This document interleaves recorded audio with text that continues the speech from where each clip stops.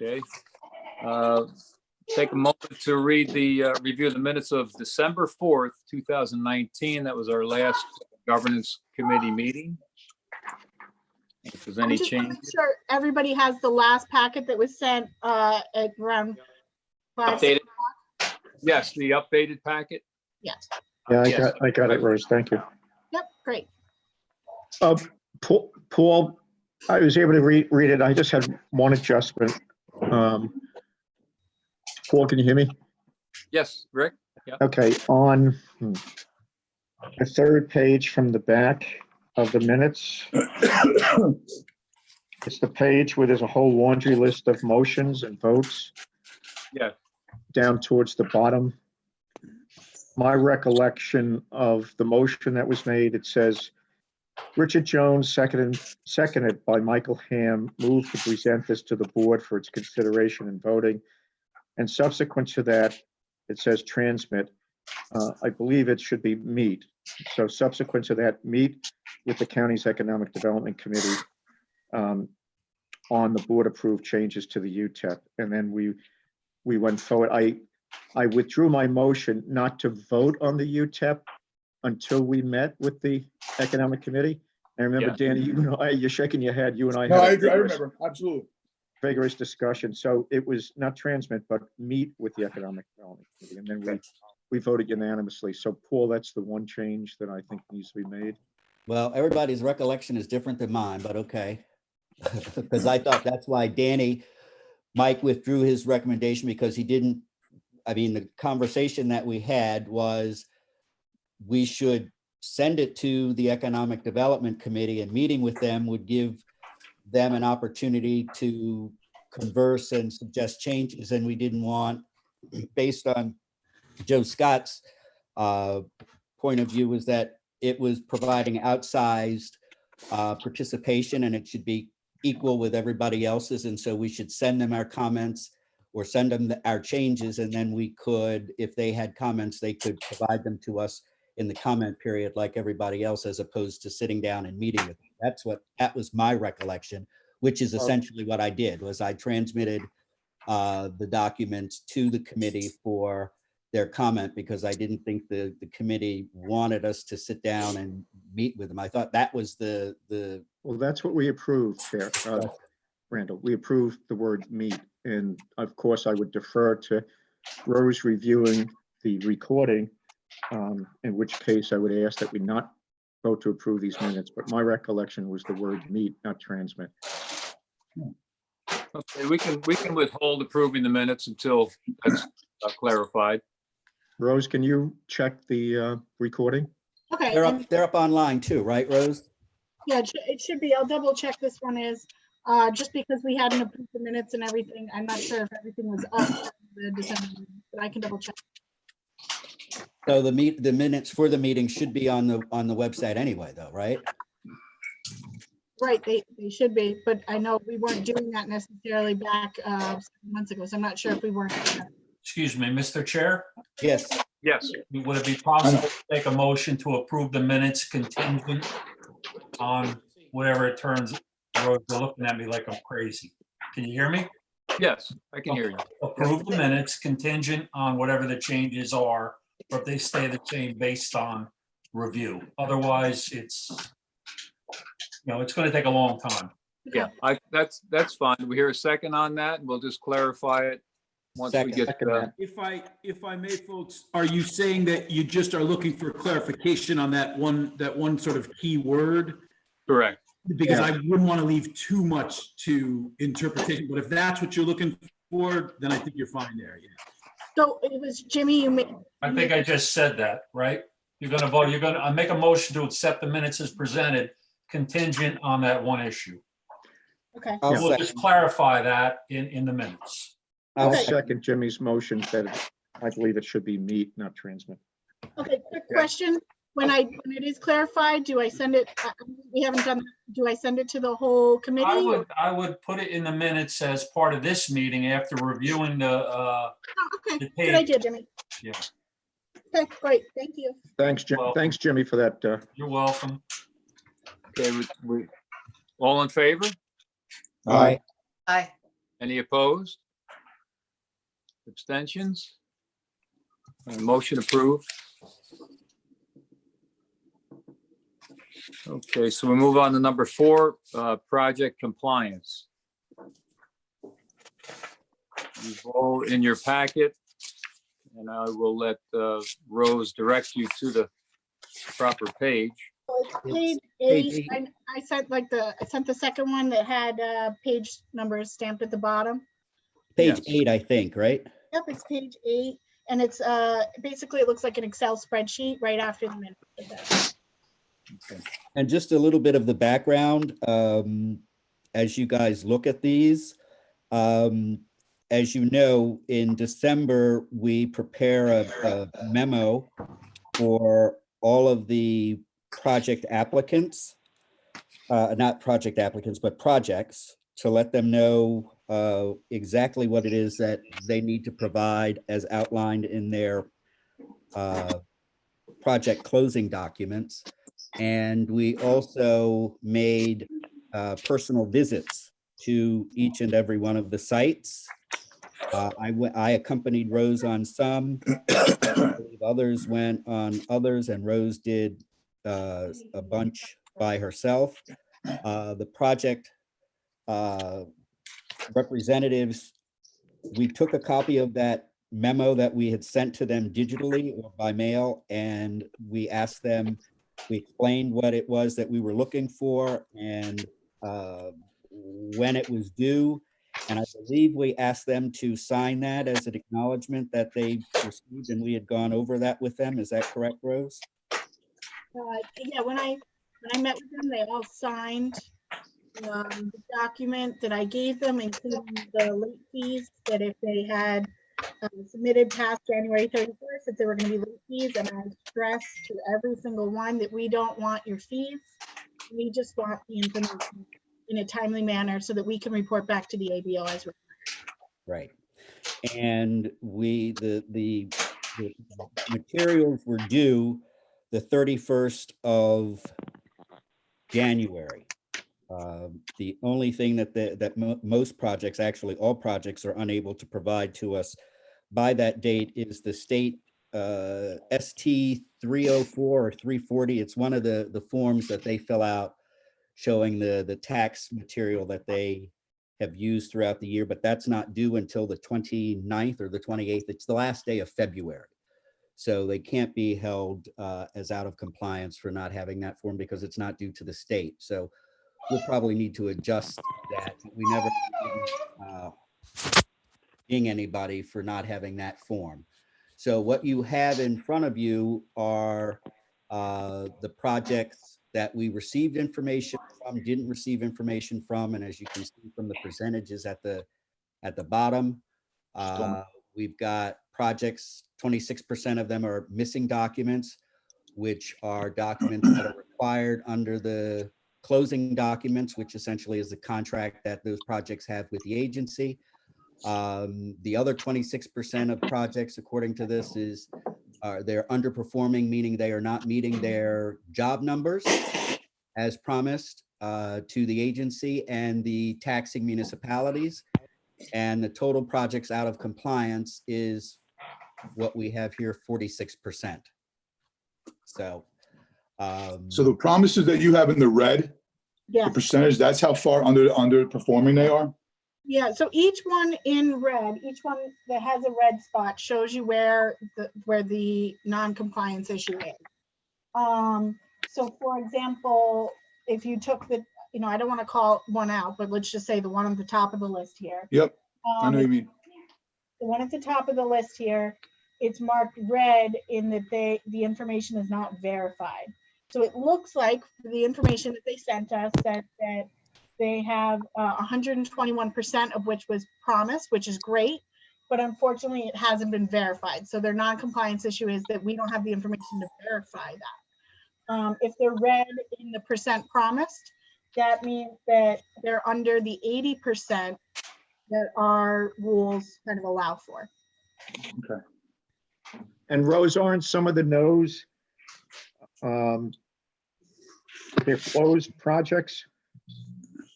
So yes and no. If you look down at, so I can tell you which ones are the sort of issues there. It's MHB FCU is one, Couldn't hear you, Mike.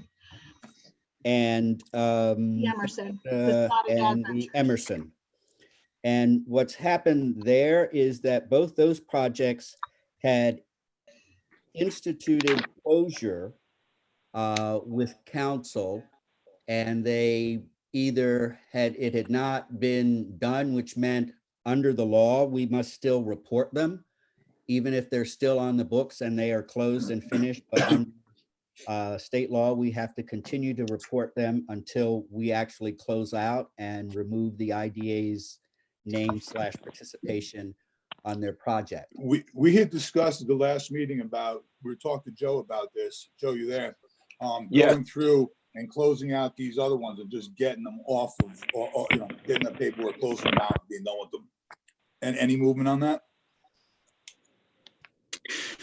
Yeah, so I followed up with Joe Scott and Hodgson Russ to find out where they were on all these, and most of them they had successfully closed out. There were a couple that they were waiting for documentation back from the company or company's counsel because they have to sign certain things in order to record the final documents with the county clerk's office.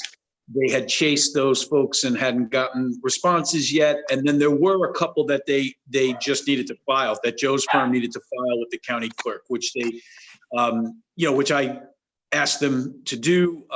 They had hoped to be able to do all of that by the end of March. I did check again today, and on a couple of those files, they just got documentation back and expect to file by the end of next week. And the reason I'm not being more specific is I had some trouble in the Zoom meeting on my laptop. So I went back on my phone.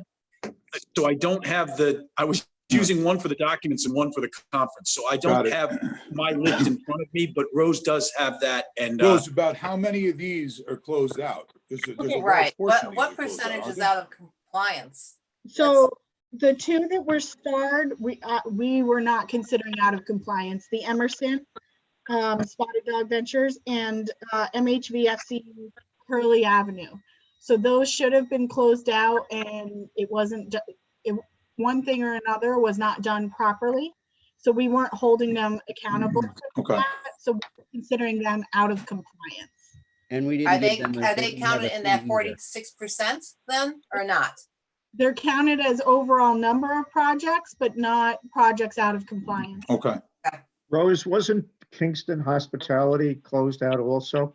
So we thought so, and that was when we double checked before the meeting, and no, the final documents were not signed. Okay, so they shouldn't be counted as being out of compliance. Well, they are. It was they're out of compliance because they didn't close out. Yes, because of what was wrong. So Joe did provide me with all that information today because he was able to get the rest of it. And we will have a document for the entire board for the board meeting. So Paul, I just have a question about process tonight. Yes. And thanks for organizing the Zoom meeting. It's and your bookshelves look great.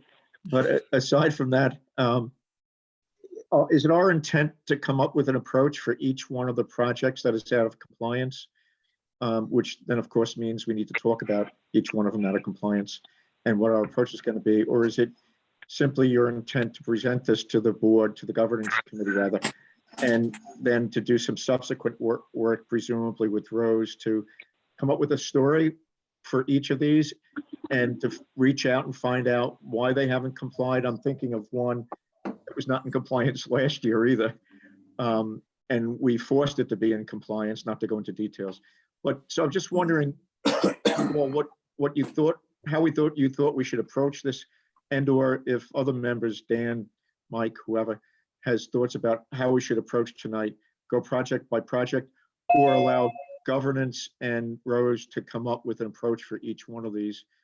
And given my background on audit and knowing these projects and some of the players, I'd be happy to go through that as well with you, Paul. But, so that's a question for you, Paul. Yeah. Sorry it was so long-winded.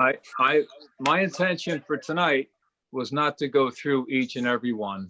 We would be here for a long time. Thank you, And- Paul. And there's not going to be any action taken tonight with regard to the non-compliance or, removing the project from the tax, taxing jurisdictions or anything of that nature. Okay, So we're simply going to discuss this as a board. We've all really just received this material. We're not that familiar with it. I will say that, and I'm sure everyone agrees with me, that and I'm not gonna play, Sunday morning quarterback. But when we have projects that are 47% out of compliance, I just feel that that's, we need to just, ensure that these companies that we're involved with, really maybe reiterate to them what what their obligations to the IDA are, and then our obligations to them. So, we're not going to be punitive. Just want to go through this and hopefully come up with a strategy to just identify, what missteps might have taken place here. If there was any lack of communication, we'll certainly make it better. And hopefully we'll get these people into compliance and Mr. close Chair? out the ones that need closed out. Yes, Dan? No, Jimmy, may I say something?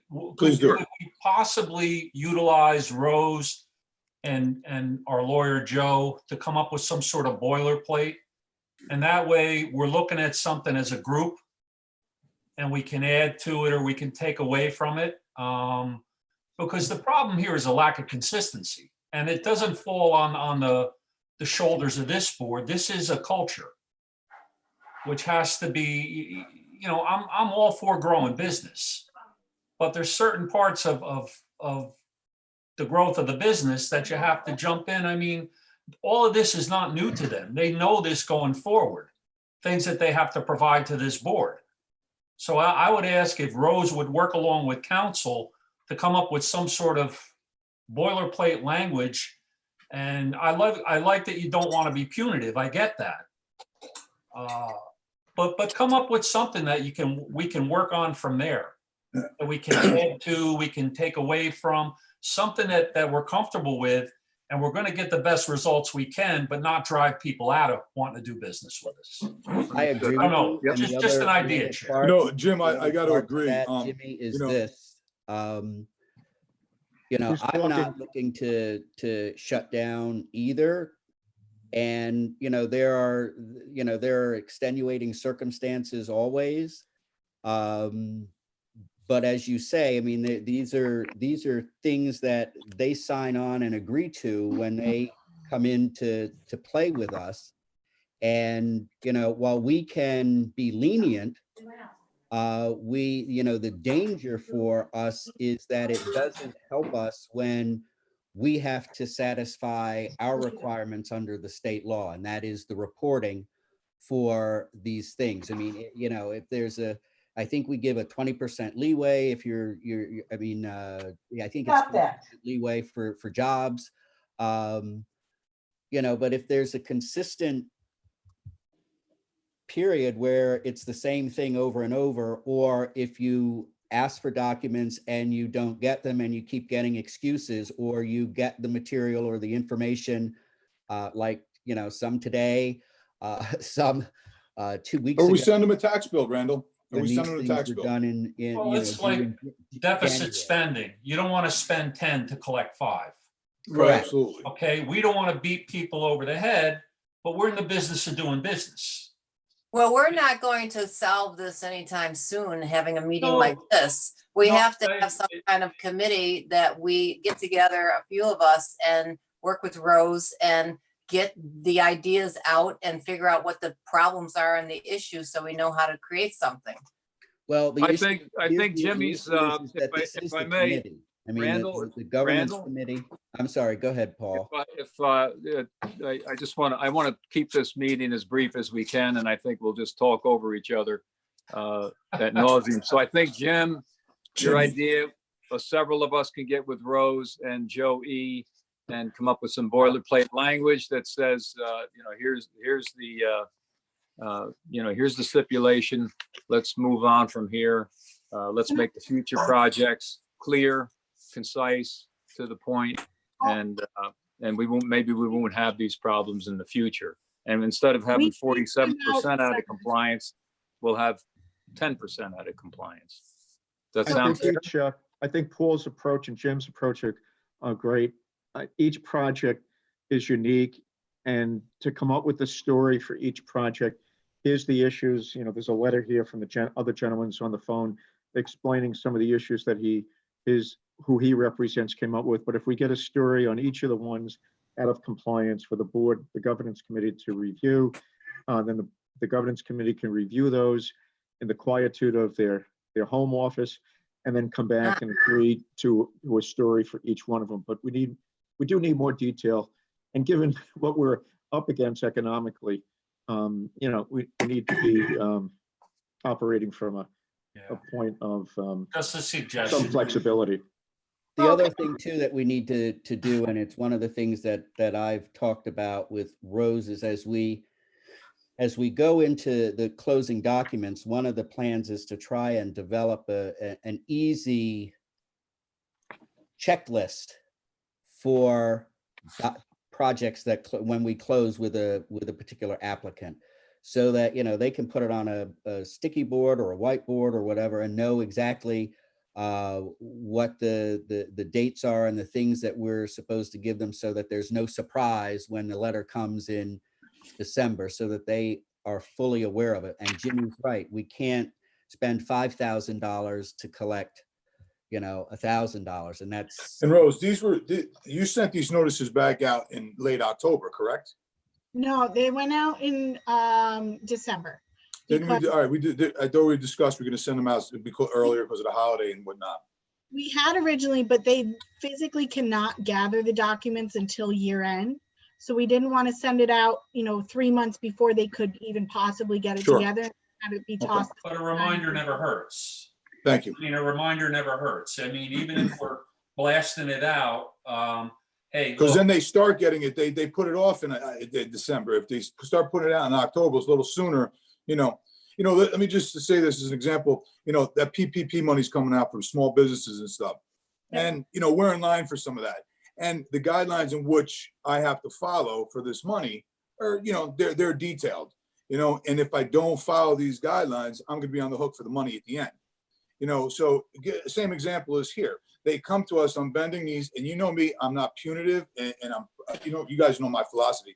But they come to us asking for help. Then once they have the money, they're not willing to reciprocate and give us back what we need. So, I'm in support of anything you guys want to move forward on. And I think if I may, Dan, to follow up on that and what Mike has said as well, one of the other things we've been discussing since I've been involved at the tail end of this, after notices went out and initial efforts to contact these folks went out, I do think that in addition to the idea of a simple checklist that makes it easier for applicants to follow what is required of them, because not Sure. all applicants, as you know, are built the same administratively. Some of them have bigger, better, more efficient staffs, or they're more used to this kind of thing. So that's one thing. The other thing is that I do think we can improve in our closing documents. Not that our closing documents right now they're frankly pretty standard in the industry.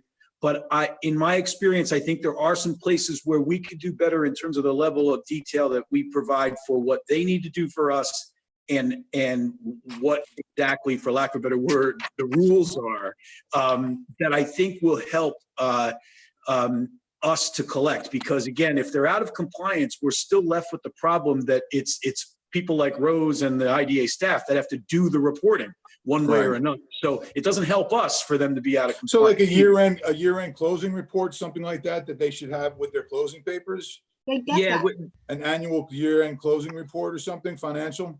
They They- get that. That's they what get we, that's what we send them. But what I'm thinking is when they close, it might be easier. I mean, because what happens is if you've seen one of the closing documents, it's probably 50, 60 pages long. What I'm thinking we can do. Part of the problem. We can do a checklist to cover it, to say that, so that you don't have to go rifling through the closing Absolutely. documents.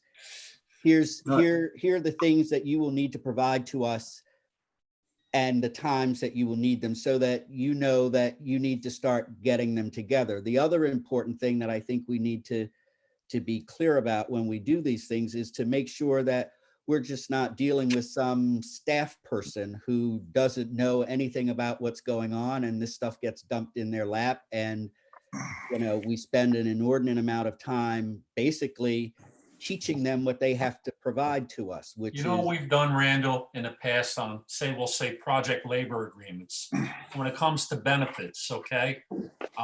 Being paid in a timely fashion, we'll make them dedicate a competent person from each company. You're the person that we're gonna reach out to if there's an issue. We're not gonna get pushed around. We're not gonna talk to 15 other people. We're gonna talk to a dedicated person who's receiving the incentive. That might make it easier for Rose, definitely would make it easier, because she's dealing with the same Initially. person every time. I mean, if that's the contact person initially, but that could change at any moment. Oh, So- then they can notify us, but there can Yeah. only be one. Right. I want to say, I'm not disagreeing. I do think that each one has a story that's going to go with the reason that they're out of compliance. And I do think it's important to gather that information, but I want to just make sure the committee is aware that, nobody was slapped with $1,000 fee without any notice. We made multiple attempts to contact them. And then we originally, I don't know if you all remember, but there was a $500 late fee, a $750 and a $1,000, and it was going to go up each as we kept getting closer. We didn't assess smaller fees because we didn't do it right away, because we kept just trying to get the documents. The $1,000 was a final straw of what we had to do. And then even then, most of them, as you can see, based on what was received, most of them still have not complied. And then at that point, we sent I would say a pretty firmly worded letter from Joe, telling them that, look, we've tried to tell you what you need to do. Here's what's going to happen if you don't do what we've asked you to do. So, it's not been just a flat, we sent a late fee in the mail just because they didn't send it. Right.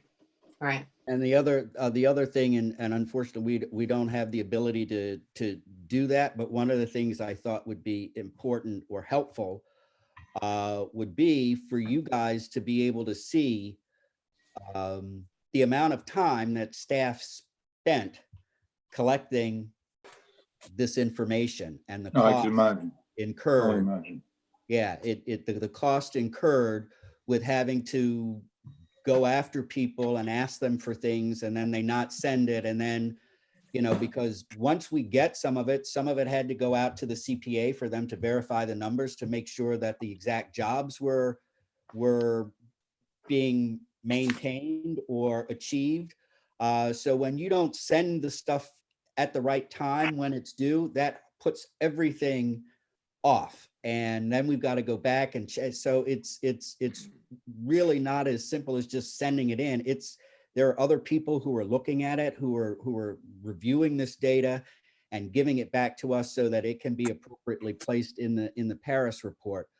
So, I mean, the time that's spent in doing this costs the agency. And when we have to bring the attorney into the picture, that's an additional added fee to it. So, I mean, we may want to be generous, but at the end of the day, we're being penalized with, we don't have a ginormous budget, but these costs are borne by the agency, and we don't get any taxpayer money. We don't get any money from the state. The money we have comes from projects, the project application fees.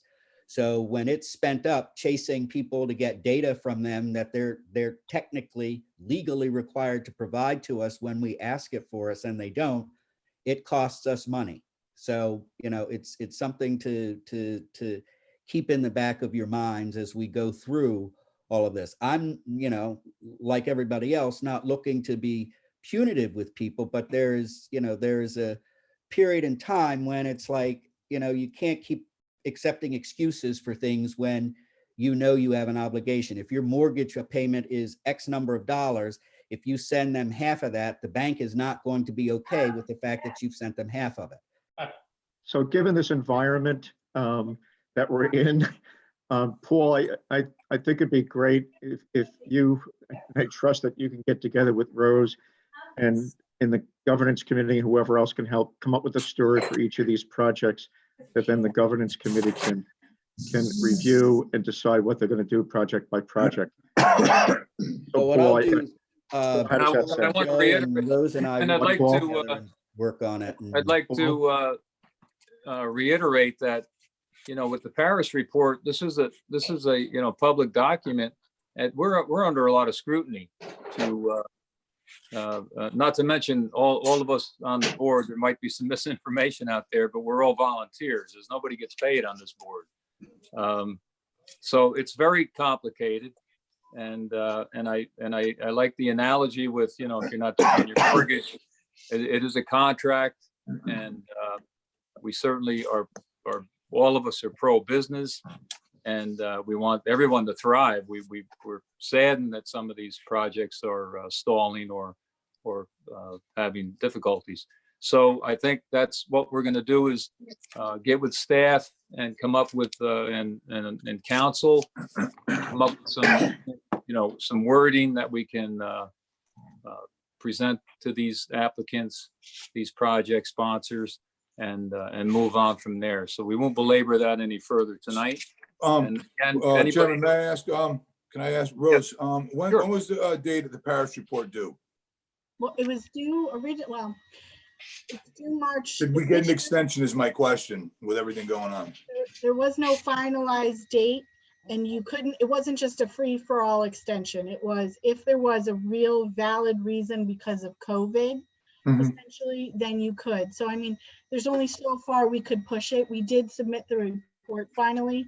And some projects did come in after March 30th. If we got the information, I was more than happy to, not more than happy, but I did update it, Okay. The other thing, I just wanted to call attention to part of what we're doing here, the CPA report. We verified the numbers. We have the CPA verify the numbers of what a lot of projects sent us. It was kind of interesting. Some projects were actually under-reporting the job figures that they had sent us. Oh, no. Yeah. Some were over-reporting. And I think there's also been an issue of people gave us the wrong numbers to start with. So for example, if you come to us and tell us you have 100 jobs, we don't verify that. And that number is stuck in the Paris system from now until the project is over. So now it's going to look like they're underperforming when really it's because they gave us the wrong information. And I do think that this idea of a packet is going to be really crucial, because we can't get information from people if they don't know what they're giving us. Rose, Like we have to teach them to calculate the FTEs. We probably need to help them figure. There's a lot of spoon feeding that I think probably should have been done. And as you know, we've only induced 2 new projects this year. We've had one that was a transfer and one that was started a while ago that was pretty much in the works, and they were trying to get their financing together. But we've had 2 new ones that started, but for a total of 4 for 2019, which is about average for the agency. But it would be helpful if we, as we modify and adapt intake forms and so on and so forth, it would be helpful if we figure out ways in which we can help them calculate the FTEs and other reporting documents that they need, so that it'll make it easier for them and for us, because we get them and then sometimes we have to recalculate them because they did them wrong. That's how we figure out that they're not right. The same thing goes for, when we report things on their applications. I mean, I know that we have to do an addendum for one of the projects the new project that we did, the employee numbers are wrong. So we need to go back and switch that, because that means the particular applicant can basically, quote unquote, cheat us out of 10 jobs because the numbers were wrong on their original, in their closing documents. So, those are things that we need to be a bit more consistent with and make sure that they happen, because at the end of the day, once these things all get up to the state and ABO and the New York State Controller start looking at them, we have to come up with the answers for why this is wrong or why this is, so we just need to be a bit more diligent than we were in the past. And I think we've gotten there. I've been on the panel for a while, and the documents that you all see in front of you, and I think Jimmy will attest to this, I don't think we've seen this kind of information before. And No, I think it's helpful. I have a problem, understanding, what are we looking at? 35 hours as an FTE?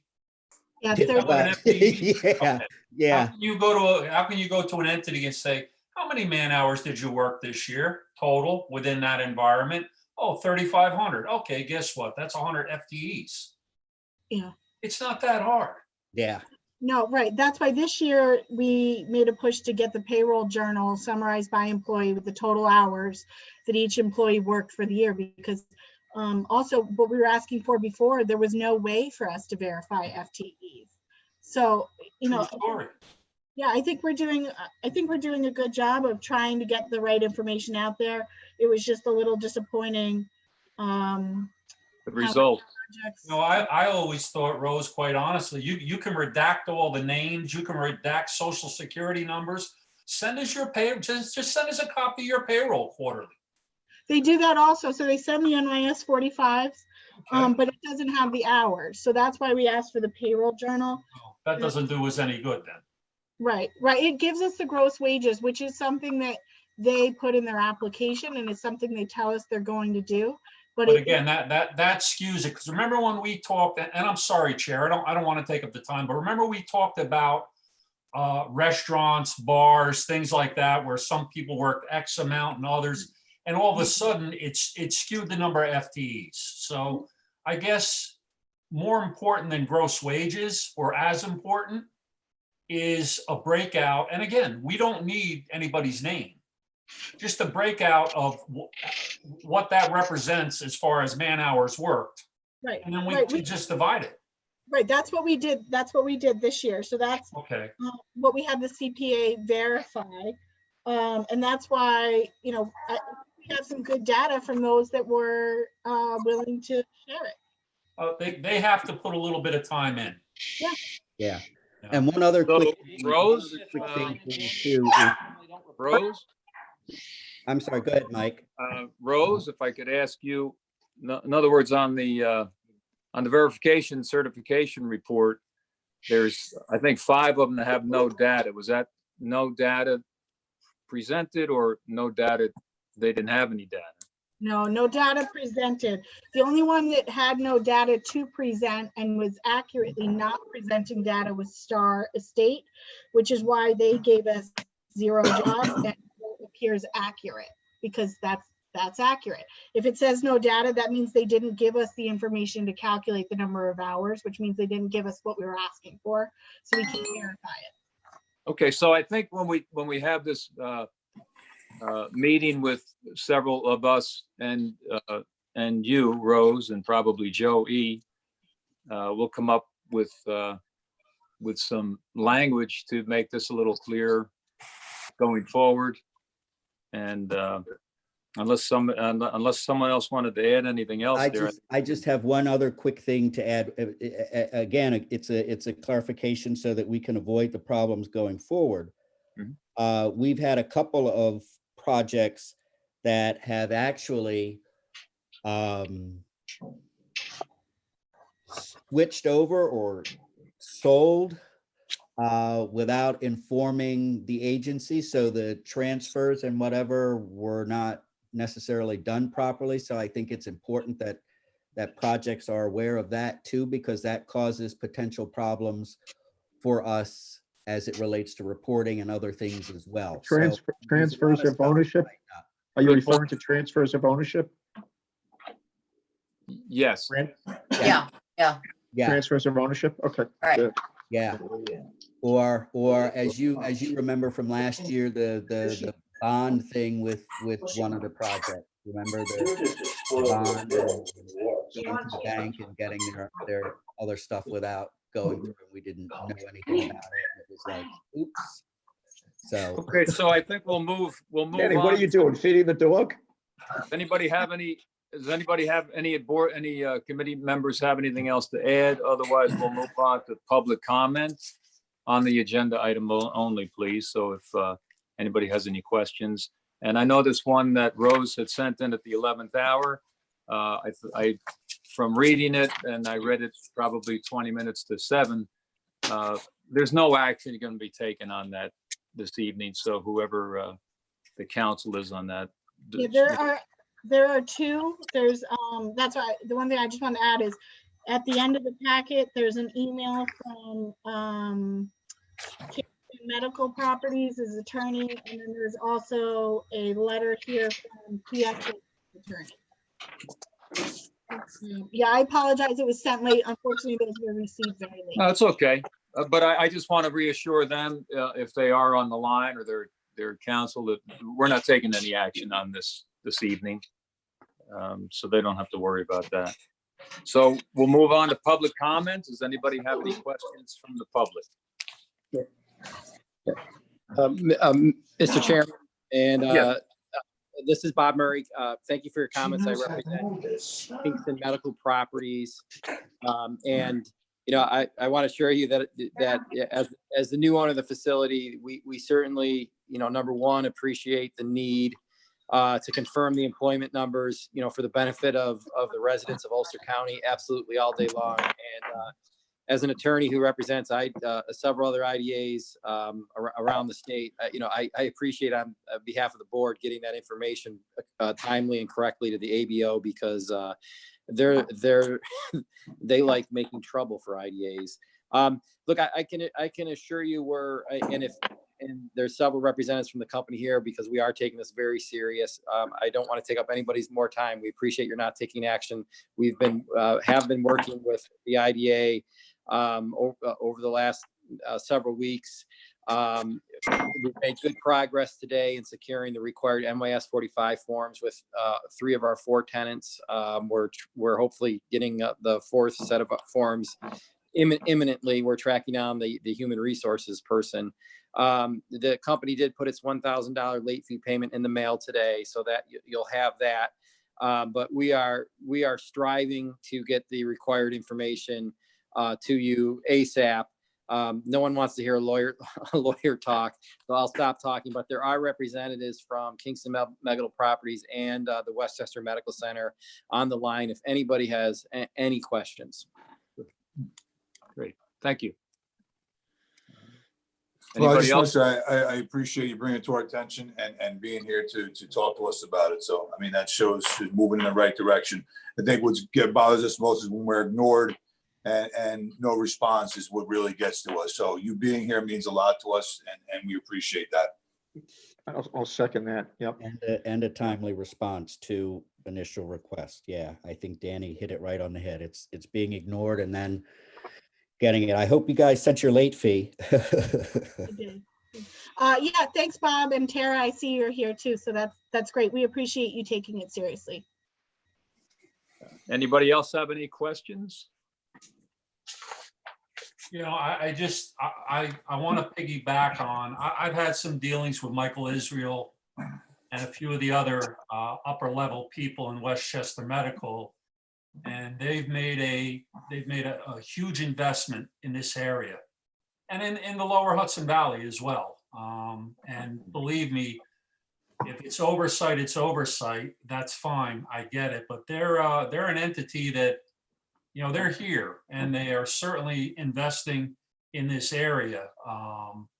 They stuck with the projects that are going on around here, and it's a very professional organization, much better than a lot of the other hospital organizations I've had to deal with. Well, like we said, we, all of us on the board, the IDA, certainly want all these businesses to thrive and survive. Yeah, We don't want it, absolutely. and we welcome them here. So, is there anybody else from the public? I know there were a few other folks on the line. Otherwise, we'll move on to compliance summary. I think we can pretty much just, Rose, you have anything to add on that? No, I just, does there need to be any kind of official directive or motion telling us to, telling Joe, Ariel and I to gather more information on the projects, or we just go ahead and do it? Yeah, I think, the Okay. meeting itself is a reaffirmation that, you're just going to be continuing on as staff to follow up on this stuff. And then we'll have a meeting to go over that with Joe on the language of a letter. Yeah. Or a So statement. what I'll do, Paul, is I will, work with Joe and Rose, and we'll work on something. We'll get it to you, and then we can figure out whether we want to meet again or how we're going to send it out or what we're going to do, and we'll go from there. Well, I think we can probably, at that point, this is the recommendation from the governance, is to do this, so to speak. I don't think we necessarily need a motion for that, but I think we can come up with some language, and then as the full board meets, then we can agree on that language. How does that sound? Works for me. Yep. Is there a Sounds good. deadline for when you want to have us to, so like, I'm gonna try to get more information. Bob, I'm giving you as an example, just because you're here. We're gonna try to get the rest of this information from Kingston Medical Properties. Do we have an additional deadline of when we expect or need that information by? So that there's not an open-ended date here? I would just say as soon as ASAP. possible. Yeah. We can leave it at that. We understand that COVID has thrown everybody's business and lives in turmoil. So just, at their, as they can, would be fine. Okay, great.